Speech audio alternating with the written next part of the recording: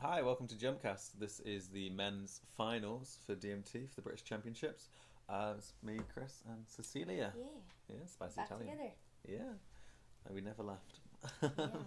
We've got the angles off the judges' cams. So unlike the live footage, this one's going to show the passes from both judging cameras. So we're going to do side on first, and then the sort of like oblique angle. Yeah, the awkward one. Yeah. Yeah. But you get to see the landing zone a bit better on the second angle, so you know. Let's get into it. Top 8, but it's still cumulative, so how they finished up in the last round still matters essentially. First up, we have Reese Gray. Is it? Yeah. From Jumper in Gilligan. Because we're doing this angle first, you kind of got to just guess when they're coming into front. There we go. Triff mount into the triple tuck back. Tiny step forward, but yeah, very Yeah. good. A little bit better here. So you get a bit more like notice that they're going to do the run up from this angle, which is nice. They didn't just turn up. Such good height in the triple back. Mm. So he'll be going to Tokyo. Yeah.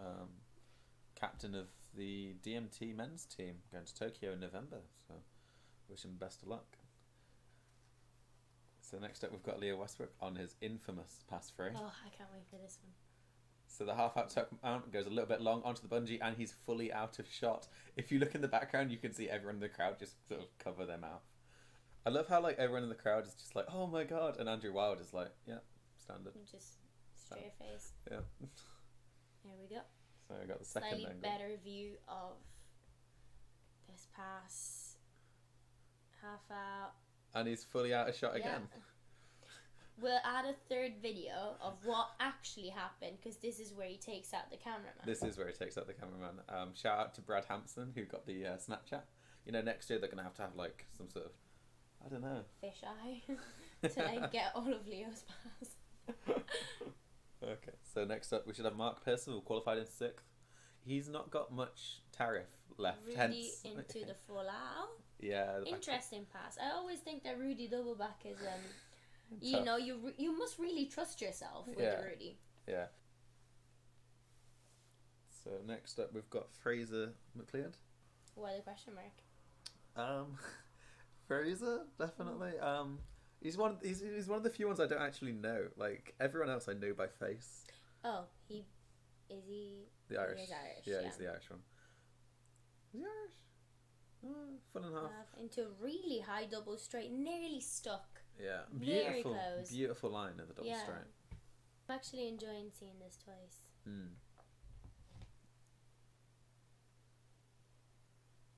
There we go. Such lovely block in it, and the arms are just ready. He knows where he is. Yeah.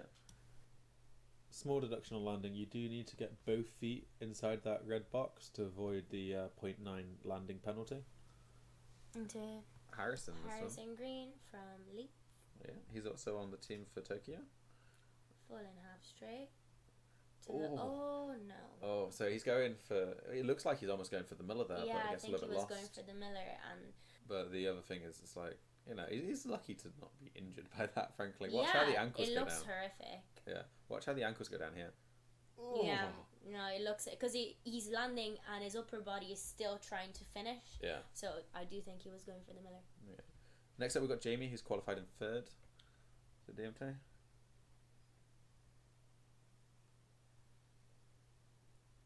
Cool. It's the full and half pike into the Miller. That's how it's done. Yeah, a little bit big long, tuck down. a tiny bit wild at the end. If you're from trampoline and you didn't know, the difficulty in DMT is very different to the difficulty on tramp. It's higher, isn't it? It's much higher. So doubles are essentially double tariff. And So 2. yeah, so double back, a double tuck back is worth 2.0. Mhm. Triples are worth triple. Each half twist is worth 0.2 instead of 0.1.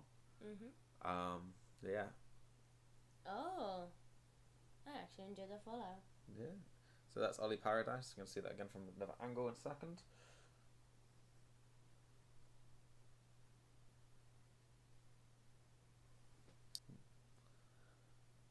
He's controlled that well. He's actually quite long in the mount still. Yeah. Yeah, he's a little bit close to the edge, but he's actually really controlled that. Okay, so next up we've got Daniel Berridge, also from Heart of England.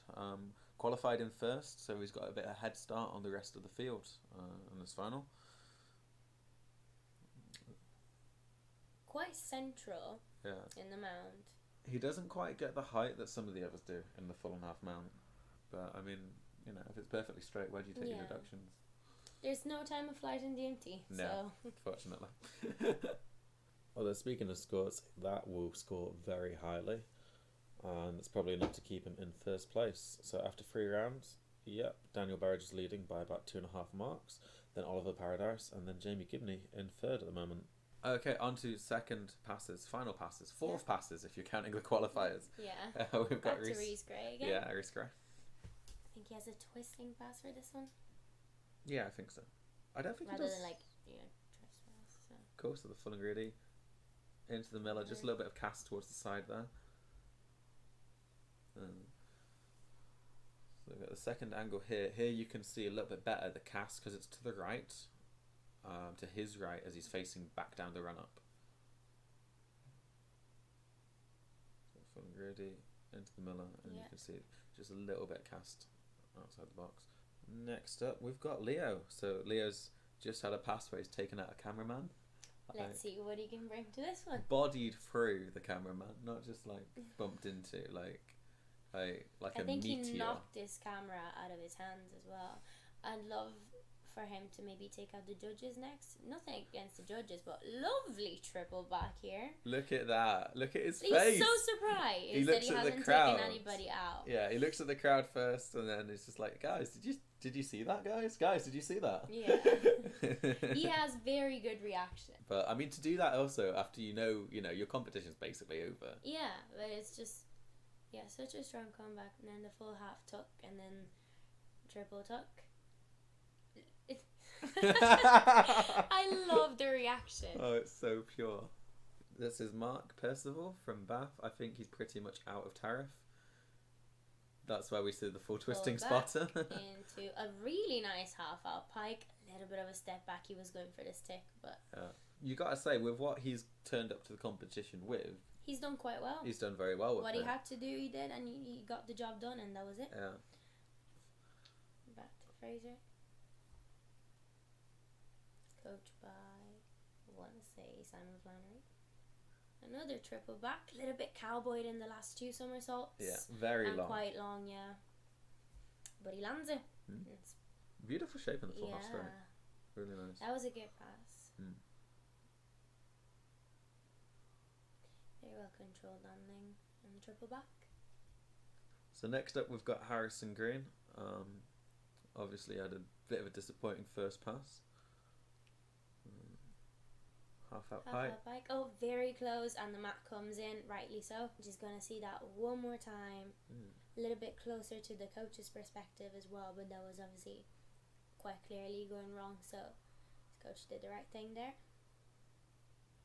It's always very nerve-wracking as a coach to be shadowing. I mean, I guess it really depends on like the athlete. There are definitely some who I feel fine shadowing for. It's more my younger ones who I like when I shadow. I know don't fully trust not to kill themselves. Lovely line out there.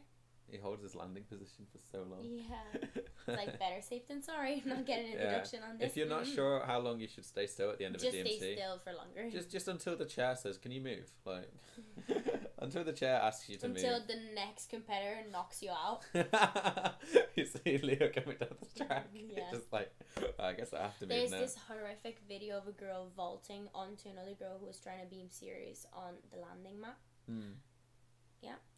Again, he seems to really be spotting his landings and prepared for He's them. got a good awareness. Yeah. And Jamie's had a really good comp as well, actually. Next up, we've got Oliver Paradise. So that's our penultimate pass. Not a very clear shape in that double straight. Double straight. Yeah. I'm not sure. I think that'd probably get tariffed as double tuck, to be honest. But yeah, the triff mount is what he's going for there, and he does well to work a double back off of it. Yeah. The shape it ends up in, we'll have to. Let's have a second look at it. I'm glad. See, it's hard to tell because the knees are not quite tucked in enough, and it'd be interesting to see what kind of call the difficulty judge made. Yeah. I do insist that tuck is just the worst shape. Pike is the way forward. And straight is the going backwards. Cool. So another triff mount from Daniel Burridge. Tiny hop on landing. He nearly had that. Bless him. He's had such a good competition. I just love his consistency. I think it's like amazing, you know. Final angle here.